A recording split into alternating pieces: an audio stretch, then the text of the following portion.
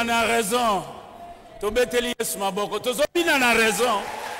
Raison, tozobina na raison. Yesu nde mokonzi. Alléluia. Yende abongi na lokumu. Obeteli maboko. Tozobina na raison.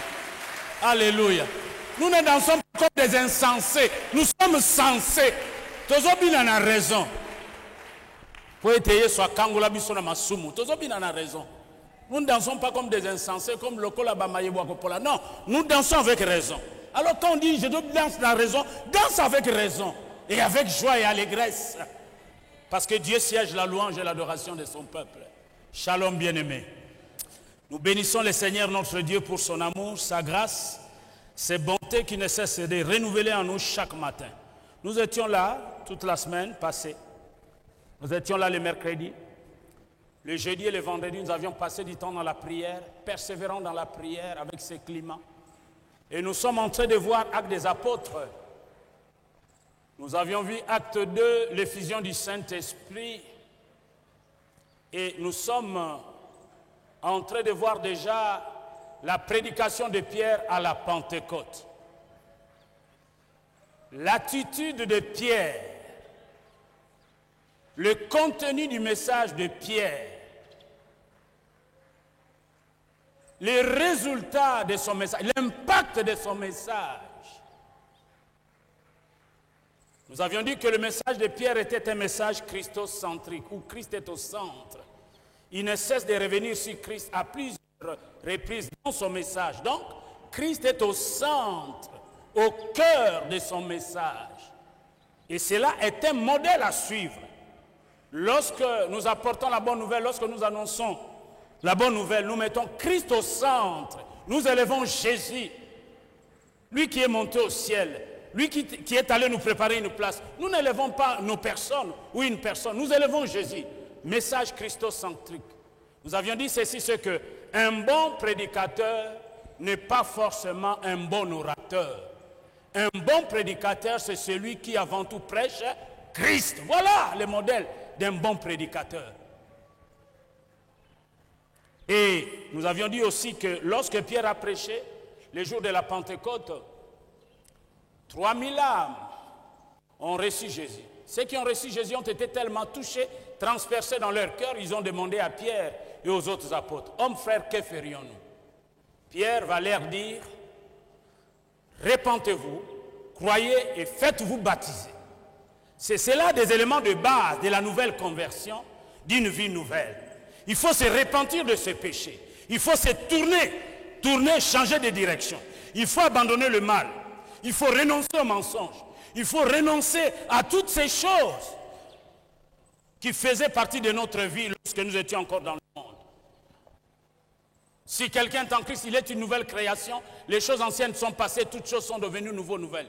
Un enfant de Dieu renonce au mensonge, renonce aux querelles, à la jalousie, à l'animosité, à toutes ces antivaleurs.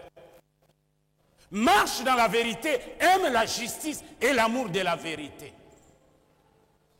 Et ceux qui ont accepté Jésus se repentirent, ils furent baptisés et 3 se sont ajoutés à l'Église. Aujourd'hui, nous voulons entrer dans Acte 3.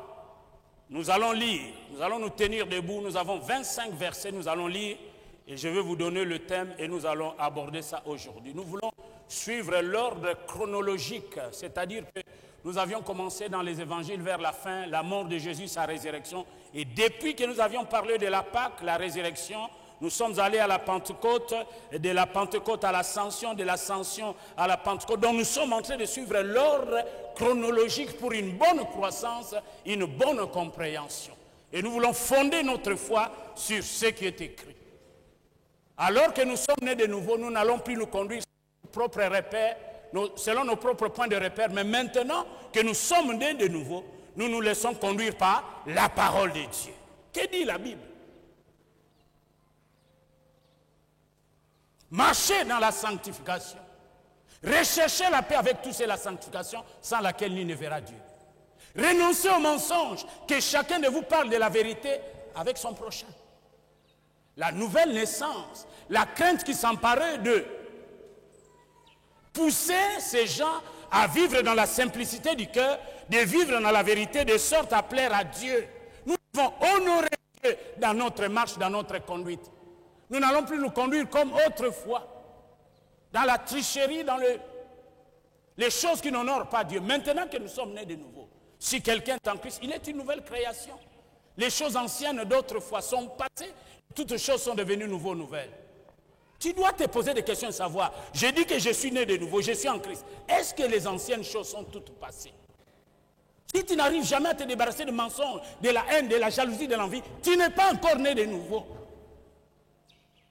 Ce n'est pas le fait de venir à l'église. Il faut rencontrer Christ. À tous ceux qui l'ont reçu, il a donné le pouvoir de devenir enfant de Dieu. Il faut le recevoir comme Seigneur et Sauveur. Alors Jésus guidera ta vie. Il y a des gens qui viennent à l'église par habitude ou par influence des autres. Parce que dans le lot des enfants d'Israël, il n'y a pas eu que des enfants d'Israël, il y a eu aussi des ramassis. Il y a des gens qui fuient leur maison disant, si tu restes à la maison, le côté est ticate, tu es en Christ comment? Celui qui est né de nouveau porte des fruits dignes de la repentance. Vous les reconnaîtrez par leurs fruits. Celui qui respire les mensonges a pour père les diables, les diables. Je reprends là-dessus, je dis un mensonge, toutes ces antivaleurs doivent être comme un cas d'accident pour un enfant de Dieu. Quelque chose qu'on n'a pas prémédité. Un accident, personne ne peut le souhaiter parce que batumsu bakufa na accident. Olobi bon le ndenge na binake no sa na accident. Moyebite soko bimambo moye. Batumsu bakata na makolo bakufa na accident. Le péché doit être un accident, quelque chose qu'on a commis par manque de vigilance. On a été distrait, on n'a pas été prudent.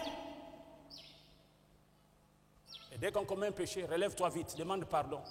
Demande à Dieu de te soutenir. Marche dans les voies de Dieu. Si mon peuple sur qui mon nom est invoqué, s'humilie, prie et cherche ma face. Si se détourne de ses mauvaises voies, je l'exaucerai dessus. Celui qui avoue ses péchés, qui les délaisse, obtient le pardon de Dieu. Dieu dit oui. Qui sont ceux qui t'ont condamné? Moi non plus, je ne te condamne plus. Va, ne refais plus, ne pêche plus. Parce que si le Seigneur vient te trouver dans le péché, tu ne seras pas sauvé. Tu vas perdre toutes les années que tu as passées à l'église et les offrandes et les dîmes, le sacrifice que tu as dû faire. Donc le péché, dès que tu... Relève-toi vite. Abandonne le péché, demande la force de Jésus. Amen. Nous allons lire Actes chapitre 3e. Nous nous tenons debout, nous lisons la parole de Dieu. Ce n'est pas la parole de Bola. Si c'est ma parole, restez assis. La parole de Dieu. Tout genou fléchira. Toute langue confessera. Et reconnaîtra que Jésus est Seigneur.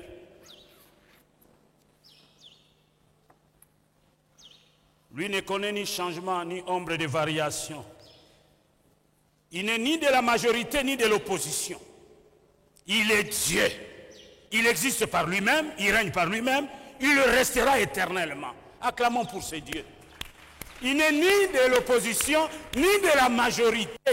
Il est Dieu, il est Dieu, il est Dieu. Et il reste Dieu. Son trône demeure éternellement. Amen. Pierre et Jean montaient ensemble au temple à l'heure de la prière. Ma maison sera appelée une maison de prière. Ils montaient au temple à l'heure de la prière. C'était la 9e heure. Il y avait un homme boiteux de naissance, qu'on portait et qu'on plaçait tous les jours à la porte du temple appelé la Belle, pour qu'il demandât l'aumône à ceux qui entraient dans le temple. Cet homme, voyant Pierre et Jean qui allaient y entrer, leur demanda l'aumône. Pierre de même que Jean fixa les yeux sur lui et dit, regarde-nous. Et il les regardait attentivement, s'attendant de recevoir quelque chose.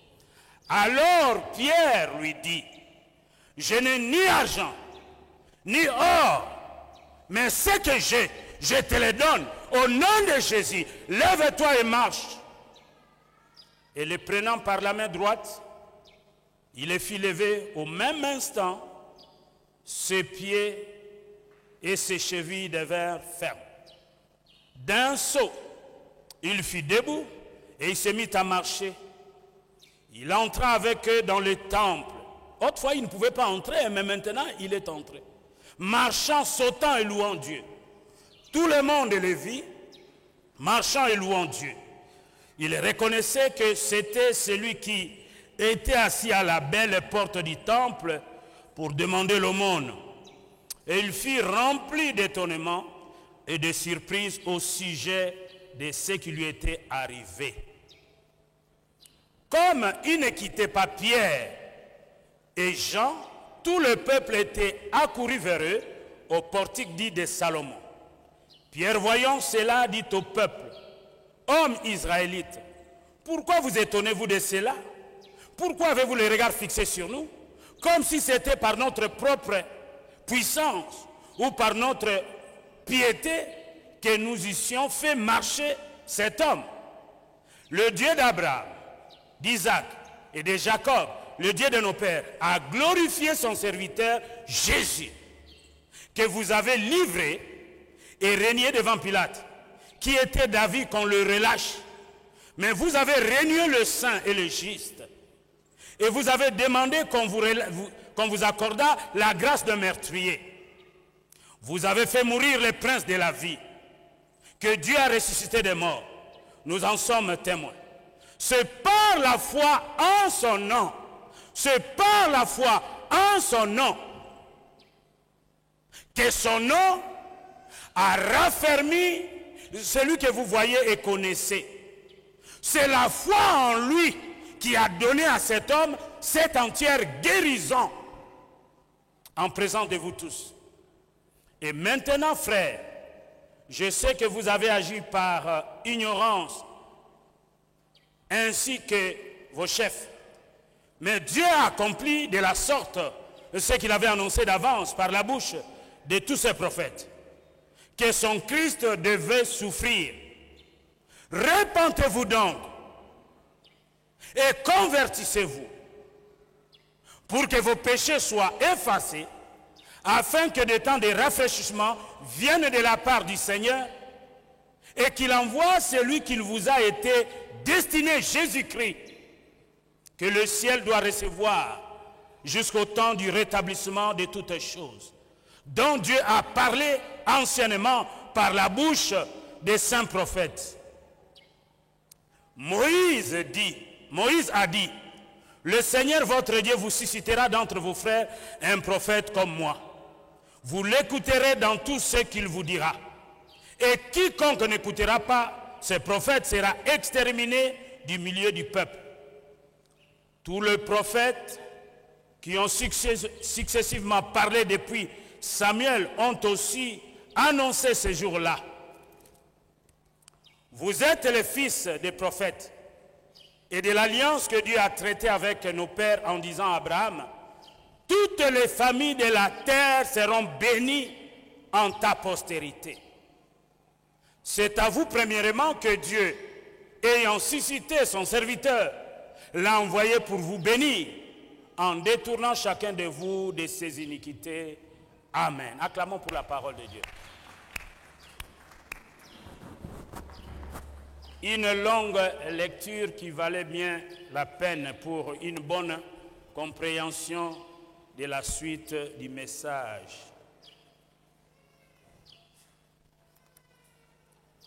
Je vais vous donner rapidement le plan de ce que nous voulons voir aujourd'hui, même l'autre dimanche, si Dieu nous garde en vie, si le Seigneur tarde à venir. Nous voulons parler de la guérison d'un boiteux. La guérison d'un boiteux. Et nous voulons voir les étapes de la guérison du boiteux. La guérison d'un boiteux, les étapes de la guérison du boiteux.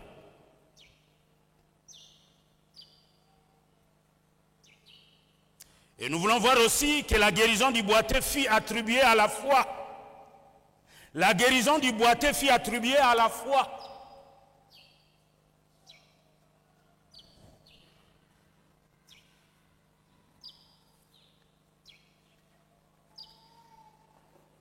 C'est ce que nous voulons voir aujourd'hui. Les étapes de la guérison du boiteux. La guérison du boiteux fut attribuée à la foi. Les étapes de la guérison du boiteux. Premièrement, l'infirmité de cet homme, il était boiteux. Et l'image de celle du cœur humain rendu boiteux moralement et spirituellement par la chute et l'introduction du péché dans le monde. L'infirmité de cet homme est l'image de celle du cœur humain rendu boiteux moralement et spirituellement par la chute et l'introduction du péché dans le monde. Romains 5, 12. C'est un texte que nous connaissons. La Bible s'explique par elle-même. 5, 12. La mort à travers Adam et la vie à travers Christ.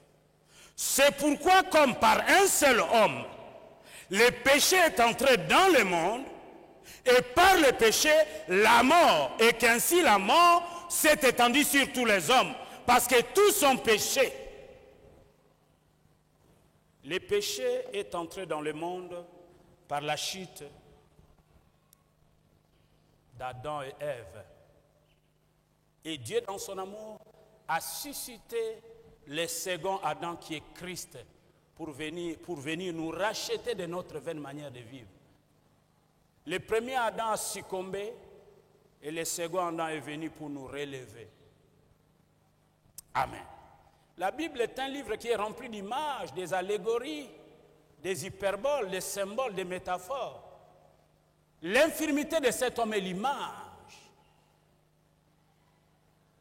de l'infirmité du cœur de l'homme qui est rendu boiteux moralement et spirituellement par la chute et l'introduction du péché.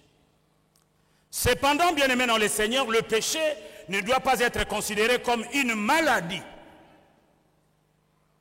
Le péché ne doit pas être considéré comme une maladie, c'est une atteinte à la sainteté de Dieu. Le péché est une atteinte à la sainteté de Dieu. C'est la désobéissance, c'est la transgression de la loi. Le psaume 51, le verset 6, c'est David qui parle. Et lorsqu'il avait péché, il nous donne une bonne illustration. David, il a péché. Avec Bathsheba, il a tué même son mari.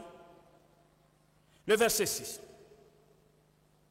J'ai péché contre toi seul et j'ai fait ce qui est mal à tes yeux, en sorte que tu seras juste dans ta sentence, sans reproche dans ton jugement. Voici, je suis né dans l'iniquité et ma mère m'a conçu dans le péché. Nous avons tous été conçus, nés dans le péché. À tous ceux qui reçoivent Christ, leur péché est pardonné au moyen de la foi, au travers de l'œuvre salvatrice de Jésus. Jésus à la croix s'est substitué à notre place. Il a donné sa vie en rançon pour que nous soyons sauvés. Le sang de Jésus a coulé à la croix de Golgotha pour que celui qui a la foi soit justifié au travers de sa foi en Jésus-Christ. Sans effusion de sang, il n'y a point de pardon pour les péchés. Même dans l'ancienne alliance, le sang était là. C'était l'image de l'ombre des choses à venir. Dans l'ancienne alliance, les péchés étaient couverts par le sang des taureaux, des boucs. Mais dans la nouvelle alliance, nos péchés ne sont pas couverts, sont effacés, nettoyés, oubliés complètement par le sang précieux de Jésus-Christ. Amen. Donc le péché ne doit pas être considéré comme une maladie, c'est une atteinte à la sainteté de Dieu. Et là, toute comparaison a certaines limites. Ce boiteux était un boiteux de naissance. Il ne l'est pas devenu parce qu'il a fait un accident ou il est tombé un jour. Il courait, il est tombé comme Mephibosheth, perclus de pied. Non, on nous dit, c'est un boiteux de naissance. L'homme est pécheur par naissance, par nature. Nous avons été conçus dans le péché. Ato botemba bia oza kitoko oza kaka mutu ya masumu. Soko yambi Yesu te na kitoko na yo anapeli felo yamba yo. Amen. C'était un boiteux de naissance. Elle ne l'est pas devenue un jour par maladie ou par accident. De même, l'homme est pécheur par naissance et par sa nature. Oui, même si le nouveau-né ne manifeste évidemment pas encore le péché dont il se rendra coupable par la suite, eh bien, les tendances au mal sont déjà en lui. Même moi, je tendance à eh bien, c'est la raison pour laquelle David disait, voici, je suis né dans la faute, et ma mère m'a conçu dans le péché. Le psaume 51, le verset 7 que nous venons de lire, 6 et 7. Voilà, bien-aimé dans le Seigneur, pourquoi une nouvelle naissance est absolument nécessaire. Nous sommes nés dans la faute, dans le péché. Voilà pourquoi une nouvelle naissance est nécessaire. Celui qui n'est pas né de nouveau ne peut pas être sauvé. Nous devons naître d'en haut, naître de l'esprit. La première naissance que j'ai reçue ici de mes parents, ma mère qui m'a enfanté, mon père qui m'a engendré. Mais maintenant, je dois être né de nouveau, né de Dieu, né de l'esprit. À tous ceux qui l'ont reçu, nous devenons enfants de Dieu. Ceux qui sont nés ni de la volonté de l'homme, ni de la volonté de la chair, mais de la volonté de l'esprit. La nouvelle naissance, c'est très important. Conçu par ses parents, l'être humain hérite de la nature du péché. Et cette nature était devenue telle que, après la chute, par un seul homme, le péché est entré dans le monde. Et par le péché, la mort, et ainsi la mort a passé sur tous les hommes, parce que tous sont péchés et sont privés de la gloire de Dieu. Romains 3, 23. Donc nous avons hérité de nos pères une vaine manière de vivre. En recevant Christ comme sauveur, l'homme né d'en haut, il reçoit alors les dons d'une nouvelle nature et devient enfant de Dieu. Il est né de Dieu. Il n'est plus appelé, il est maintenant appelé à croître. Si nous sommes nés de Dieu, nous avons reçu Jésus comme Seigneur et Sauveur, nous sommes maintenant appelés à croître, à grandir, à progresser, à aller de gloire en gloire, de victoire en victoire. Nous ne devons pas rester bébés spirituels parce que nous avions cru. Nous sommes sauvés. Nous devons croître parce que Dieu veut nous employer. Dieu veut se servir de nous. Mais il ne peut pas se servir de nous tout en restant bébés spirituels, non. Nous devons faire des progrès et que nos progrès soient évidents et manifestes. Nous devons être en mesure de prendre d'autres personnes en charge. Nous devons être en mesure de pouvoir témoigner. Nous sommes des témoins. Nous ne pouvons pas témoigner efficacement si nous sommes encore bébés spirituels. Nous devons être remplis de la puissance de Dieu, grandir de l'Esprit de Dieu pour que Dieu nous emploie. Amen. Nous devons prendre d'autres personnes en charge spirituellement. Parce que nous aussi, certains nous ont pris en charge. Vous êtes là parce que d'autres vous prennent en charge. Vous aussi, efforcez-vous de grandir et de prendre d'autres personnes en charge.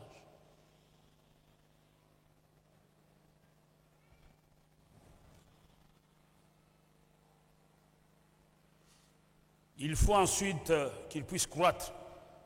Non pas lui toutefois, oui, mais Christ en nous doit croître. Il était apporté et placé tous les jours à la porte du temple. Il était apporté et placé tous les jours à la porte du temple. Nous disons ceci, c'est que l'homme sans Dieu et sans Christ a souvent bien du mal à s'assumer tout seul. Il est dépendant des autres qui doivent les porter car il est sans force morale, sans force psychique et sans force spirituelle. L'homme sans Christ, sans Dieu, ne peut rien faire. Il est dépendant des autres. Dieu ne veut pas que tu sois toujours dépendant des autres. Crois en Jésus pour que tu puisses dépendre de lui et de lui seul. Parce que lui seul a un projet de paix et de bonheur pour ta vie. Lui peut te rassurer, ta destinée, te protéger, te bénir. Parce que Jésus a donné sa vie afin que ceux qui aient la vie en abondance. Laisse-toi conduire par Dieu.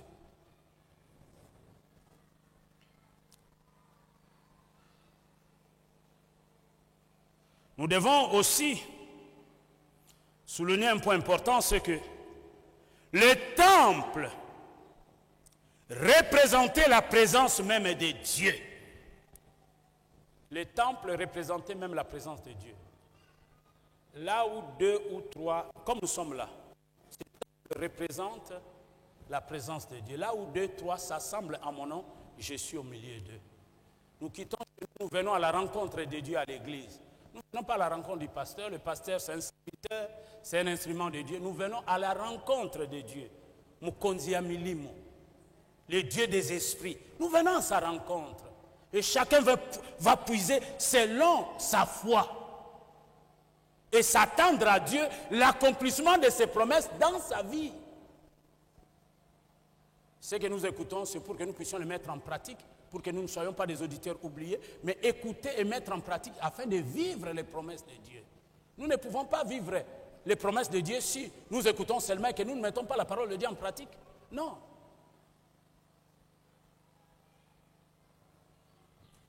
Ce ne sont pas ceux qui disent Seigneur, Seigneur qui entreront dans le royaume des cieux, mais seulement ceux qui font la volonté de Dieu. La volonté de Dieu nous est révélée dans sa parole. Dieu nous appelle à l'obéissance à sa parole. Soumettez-vous à Dieu et résistez au diable, il fuira loin de vous. Si nous nous soumettons à Dieu, nous obéissons à sa parole et Dieu nous bénira à coup sûr. Bien-aimés, sous l'ancienne alliance, les infirmes ne pouvaient pas s'approcher de l'autel, selon Lévitique 21, 23. Les infirmes ne pouvaient pas s'approcher de l'autel. Il leur était interdit d'avoir part aux offrandes. Eh bien, ceci, bien aimé dans le Seigneur, était l'illustration de la vérité spirituelle soulignée par Romains 3, 23. Tous sont péchés et sont privés de la gloire de Dieu.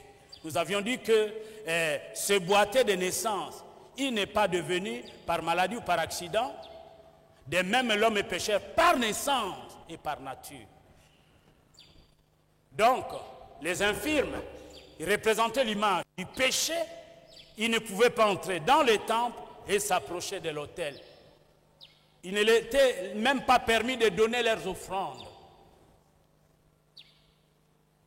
Tous sont péchés, sont privés de la gloire de Dieu. Et aussi, nous voulons équilibrer, comme nous disons que le mot-clé de la Bible, c'est l'équilibre. Toute vérité à l'extrême est une fausse doctrine. Il ne faut pas en déduire pour autant que la maladie ou l'infirmité soit des péchés comme le font d'autres personnes par des fausses doctrines. D'autres personnes disent si quelqu'un est malade ou il est infirme, c'est à cause du péché. Non. Non. Le caractère universel du péché a amené des situations injustes. Écoutez-moi attentivement. Les plus grands malades ne sont pas forcément les plus grands pécheurs.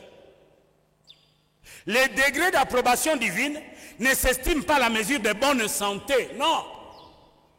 Quelqu'un peut être en bonne santé, être un grand pécheur, vautrer dans le mal. Quelqu'un peut être malade sans commettre le péché et être plus près de Dieu. Je me fais comprendre. Attention avec des interprétations erronées.